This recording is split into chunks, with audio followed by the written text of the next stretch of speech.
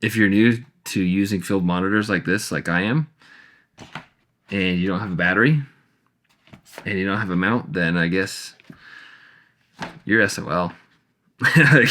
So, I guess you're out of luck.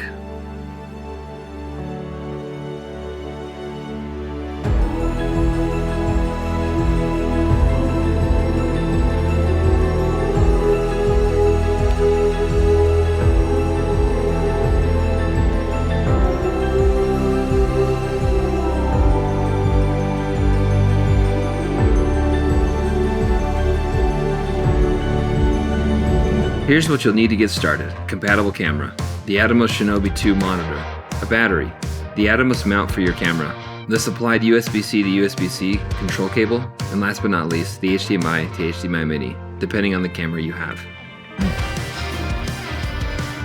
This is nice footage.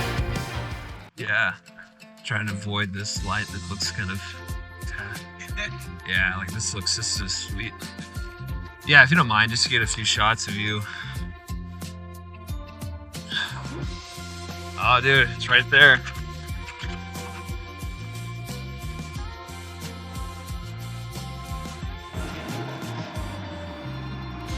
The autofocus doesn't know what to track.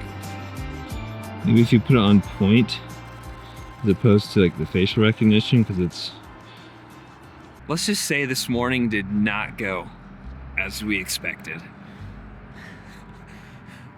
I mean, you can see in the GoPro footage, like I'm literally running around. The light's crazy. It's changing so quickly. I mean, you can see it behind me. Like, it was amazing.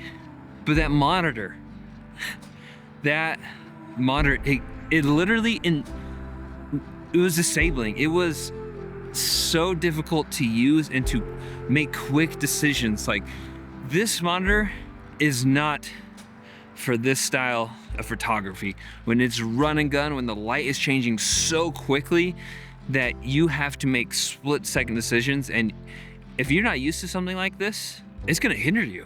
It hindered us. We had to take it off. We just could not, like, we were missing shots because of it. And so we just decided, take it off, we'll get the shots, and then we'll talk about it. I think being in a controlled environment is really the key thing for using this monitor. Essentially, what you're doing is just tethering, like if you were connected the camera to a laptop, just on a smaller screen. And so it's like when you're out here and the sun's really bright, it's hard to look at. It's like using your phone when in midday. It's a screen, it's really hard to see. If you're in like a studio environment where you're controlling everything that's happening, you're controlling the light, it's gonna be a lot easier to see what's going on that screen.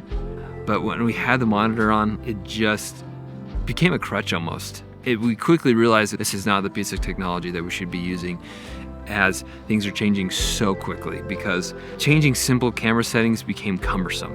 And it was difficult for us to quickly adapt to the light, to use the settings, and it just was not helping us to better the images that we were creating.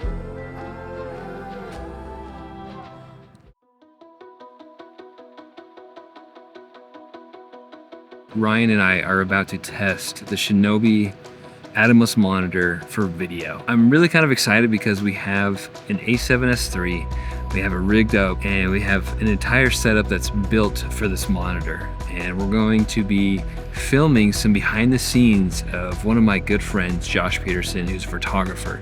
And we're gonna go into a studio and then get some shots of him working with a model outside and just trying to capture some of that lifestyle of being a portrait photographer, and we're going to be using the monitor. Really what we're trying to do is just showcase how easy it is to make quick decisions based on focus, based on exposure, using this monitor, but really just to get a feel of, is this practical? Is this something that I would use every single day? Let's find out.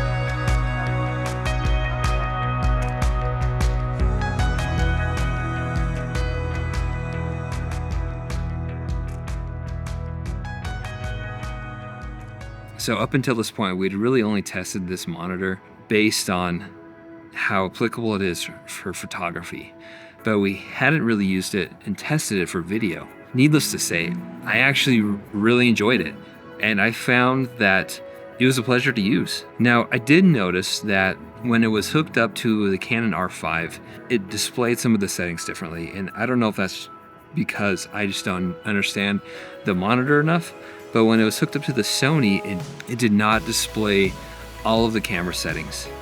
However, I will say two things on that. So when it was connected to the R5, the monitor overrode everything. You could not look through the viewfinder. You could not flip open the screen and access the settings. Everything was done through the Shinobi monitor. But on the other hand, with the Sony, you could still flip open the screen and you could still access the controls, and you could do everything from the camera as opposed to accessing it from the monitor.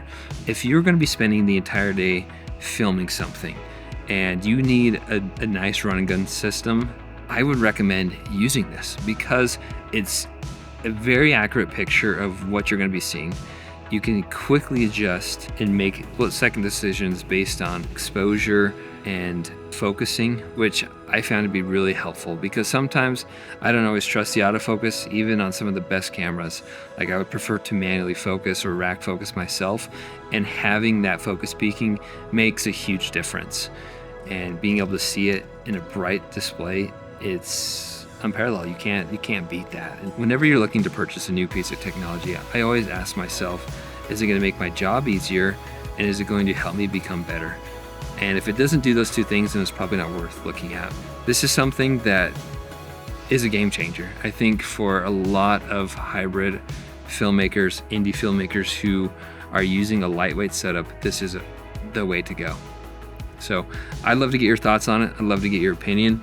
Let me know in the comments, because this is a community and we're all trying to improve and be better. And if this piece of technology helps you to be like next level or to just get a little bit better, then that's awesome. I'd love to hear it. And anyways, until next time. Wait, I think the drone's still up in the air. No. Oh, jeez.